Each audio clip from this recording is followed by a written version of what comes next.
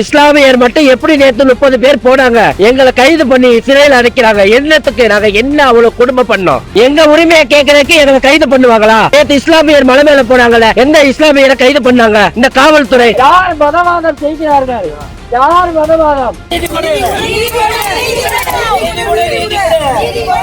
தமிழகத்தில் எப்போதுமே இந்துக்களுக்கு எதிராக செயல்படும் திமுக அரசு மிக முக்கியமாக தற்போது திருப்பரங்குன்ற விவகாரத்தில் இந்துக்களை முழுவதுமாக புறக்கணித்து இஸ்லாமியர்களுக்கு ஆதரவாக பாரபட்சத்துடன் நடந்து கொள்கிறது. மலை மீது செல்வதற்கு யாருக்குமே அனுமதி மறுக்கப்பட்டிருக்கும் நிலையில் இந்துக்களை காசி விஸ்வநாதர் ஆலயத்திற்கு செல்லக்கூடாது என்று அனுமதி மறுத்துவிட்டு இஸ்லாமியர்களை தர்காவிற்கு செல்வதற்கு காவல்துறையினர் பாதுகாப்புடன் அழைத்துச் சென்றுள்ளனர். சந்தனக்கூடு திருவிழா நடத்துவதற்கு அங்கு தற்போது கொடியேற்றப்பட்டிருப்பதும் குறிப்பிடத்தக்கது.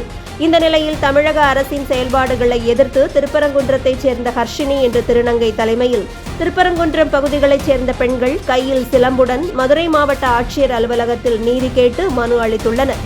அரசுக்கு எதிராக கோஷங்களை எழுப்பிய அவர்கள் கையில் வைத்திருந்த சிலம்பை தரையில் போட்டு உடைத்து போராட்டத்தில் ஈடுபட்டதோடு திருப்பரங்குன்றம் மலையில் தீபம் ஏற்ற வலியுறுத்தி சாகும் வரை உண்ணாவிரத போராட்டத்தில் ஈடுபட இருப்பதாகவும் ஆட்சியரிடம் வழங்கிய மனுவில் குறிப்பிட்டுள்ளனர்.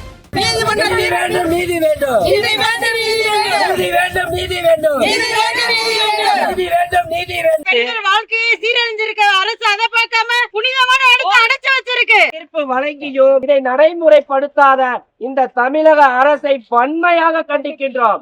நேற்றைய தினம் சிக்கந்தர் தர்காவிற்கு கொடியேற்றும் விழாவானது நடைபெற்றுள்ளது சந்தனக்கூடு திருவிழாவை முன்னிட்டு. அதே போல் எங்களுக்கு ஏன் காசி விஸ்வநாதர் கோயிலுக்கு அனுமதி தர மாட்டுகிறது? காவல்துறை ஒரு விதமான சட்டவிரோதமான செயல்களில் ஈடுபடுகிறதா? எங்களுக்கு இந்துக்களுக்கு ஒரு விதமான சட்டம், இஸ்லாமியருக்கு ஒரு விதமான சட்டமா? தூண்டுகிறது. யார் மதவாதம் செய்கிறார்கள்? யார் மதவாதம்? இந்த மதவாத அரசியலில் ஈடுபடுகிறது. இந்துக்கு ஒரு விதமான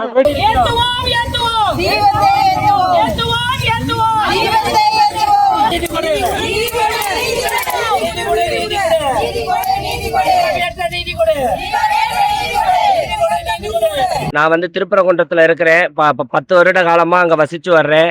நான் உடனே வந்து வெளிநாட்டுல இருந்து வந்த ஆளும் போல, வெளியூர்ல இருந்து வந்த ஆளும் போல சித்தரிப்பாங்க.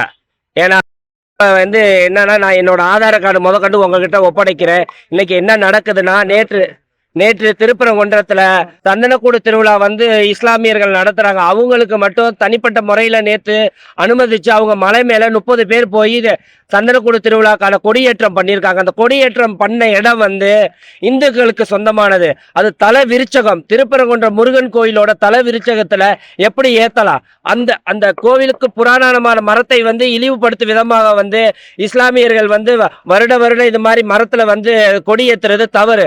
அதே போல வந்து நீதி இது மதுரையை ஆண்ட பாண்டியன் நெடுஞ்செழிய பாண்டியனுக்கு நீதி தவறினார்.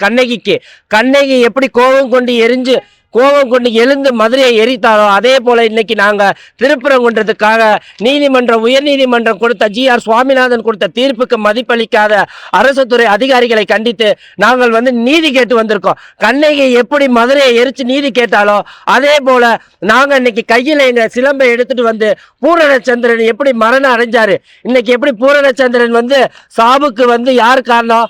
அந்த மலையில வந்து கொடுத்த தீர்ப்புக்கு தகுதியான முறையில எங்களுக்கு உரிமை கொடுத்திருந்து நாங்க மலையில விளக்கு போட்டிருந்தா இது ஒரே நாள்ல முடிஞ்சிருக்கும். இது இப்ப தொடர்ந்து வந்து இந்த போராட்டம் வந்து நடந்துகிட்டே இருக்கு. ஏன்? இது யாரு காரணம்? அரசாங்கத்தான் காரணம். அரசாங்கம், காவல்துறை, ஒவ்வொரு துறையோட அரசு அதிகாரிகள் தான் காரணம். எங்களுக்கு தொடர்ந்து இதே நிலை நீடிச்சா நாங்க அடுத்த கட்ட நடவடிக்கையா ஒரே இடத்துல நாங்க எல்லாம் பெண்கள் எல்லாம் ஒண்ணு கூடி உண்ணாவிரத போராட்டம் சாகு வரைக்கும் நாங்க பண்ணுவோம். இந்த அரசு வந்து இந்துக்களுக்கு ஒரு விதமான காசி விஸ்வநாதர் கோயில்ல நேற்று ராஜா அவர்கள் வந்து போறாங்க. ஊர் பொதுமக்கள் வந்து விளக்கு போடணும்னு போறாங்க.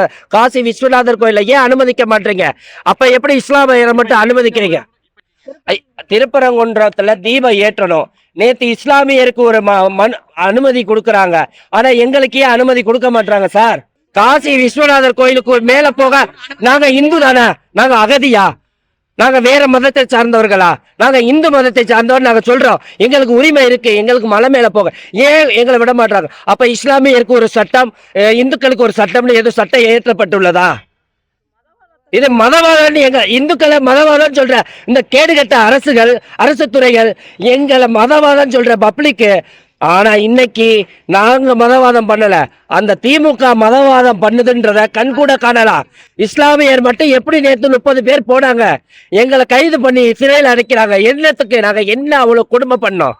நாங்க வந்து அறவழியில அமைதியான முறையில நாங்க போராட்டம் பண்றோம். எங்களோட உரிமையை கேட்கிறோம். எங்களோட உரிமைக்கு வந்து செவிசாய்க்காத அரசு, நாங்க இன்னி அடுத்த கட்டமா எங்களோட உண்ணாவிரதத்தை ஆரம்பிச்சு நாங்க சாகுற வரைக்கும் எங்க உண்ணாவிரதம் தொடரும். நீதி உண்ணாவிரத போராட்டத்தில் ஈடுபட்ட பொதுமக்கள் மேல காவல்துறை வழக்கு பதிவு பண்ணிருக்காங்க. அதை நீங்க எப்படி ஆமா அதெல்லாம் வஞ்சிக்கத்தக்கது. நேத்து இது ஒரு விதமான சட்டம். இது ஒரு விதத்துக்கு சட்டம். ஒட்டுமொத்த தமிழகத்துக்கு உண்டான சட்டத்தை எதுக்கு ஏற்ற மாட்டாங்க? எங்க உரிமையை கேட்கறதுக்கு எங்களை கைது பண்ணுவாங்களா? நேத்து இஸ்லாமியர் மலை மேல போனாங்கல்ல, எந்த இஸ்லாமியரை கைது பண்ணாங்க? இந்த காவல்துறை. ஆமாங்க. அரோகரா.